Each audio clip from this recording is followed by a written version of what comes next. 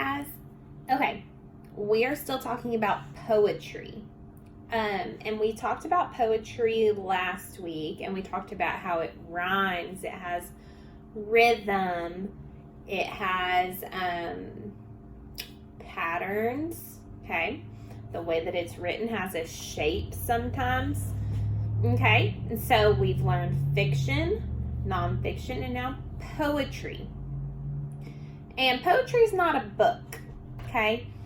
It's its own piece of writing. It doesn't have a front cover or a back cover, okay? It's just one piece of writing. Well, today you're going to get to write your own poem. But first, we need to talk about our 5 senses, because we're going to use our 5 senses to write a poem. We learned about our 5 senses at the beginning of the year. I want you to try and think of all 5 of your senses really fast, and then we're going to go over them, okay? I'm going to count down from 5. 5, 4, 3, 2, 1. Okay. Our 5 senses are taste. What do you use to taste? Your tongue. So I'm going to draw a little tongue right here. Okay. All right. What is our next one, guys? Touch. And what do we use to touch? Our fingers, our hand. So I'm going to draw a little hand right here. Okay. Now, our next one is sight. Okay. And for sight, we use our eyes, what we see.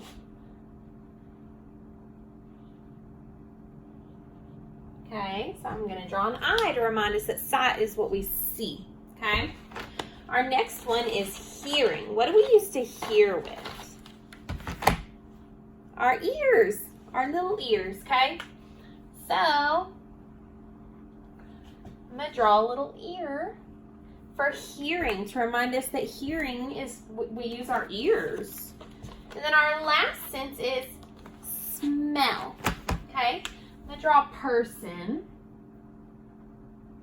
and a little nose, and I'm going to draw an arrow to his nose because we use our nose to smell. Okay, so we know our 5 senses: taste with our tongue, touch with our hands, sight, we use our eyes, hearing, our ears, and smell, our nose. So now that we know our 5 senses, we are going to close our eyes. So everyone, close your eyes. Okay? Close your eyes, and I'm going to describe a spring day. Are you ready? Keep your eyes closed. On a spring day, the birds are chirping, sitting in the trees in their nests. The flowers are all over the ground, and they smell so sweet. There's a nice cool breeze in the air. And it rains a lot in the spring. So if I was barefoot, my feet would be standing on wet, mushy ground. Okay. Open your eyes. Okay. Now, let's think of some things that we can use our senses to describe. So, in the spring, what do we taste? What do we taste in the spring? Maybe a sweet popsicle? Do you eat popsicles in the spring when it feels good outside? You could. Popsicle. You can think of ones I'm not thinking of, guys. You can think of whatever you want. What do we touch in the spring? We can touch the grass. We can touch flowers. Okay? Think of some more. Think of all you want, because you're going to have to write your own poem, and you want to have as many ideas as you can think of. But a couple I wrote down are grass and flowers. What can you see in the spring? Can you see the rain? Can you see the flowers? Can you see the big, beautiful sky? What can you hear in the spring? We had talked about birds chirping. You can hear birds. What else can you hear?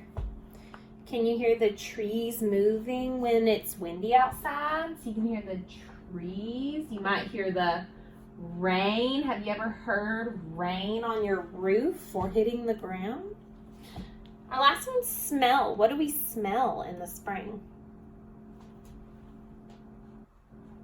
Flowers. Okay. We smell flowers. We smell rain. Okay. Think of anything you can that you smell in the spring. Okay. Now, you're going to have to go write your own poem. You're going to pick one thing that you taste in the spring, one thing that you touch in the spring, one thing that you see in the spring, one thing that you hear in the spring, and one thing that you smell in the spring. We're writing a poem about spring because what season is it right now? It's spring, so if you need some ideas, you can go look out your window. It's raining here right now, so I can't go outside, but hopefully it's good weather when you're watching this, and you can go outside and touch things and smell things and think of some good ideas for your poems. Okay? Good luck making your poems.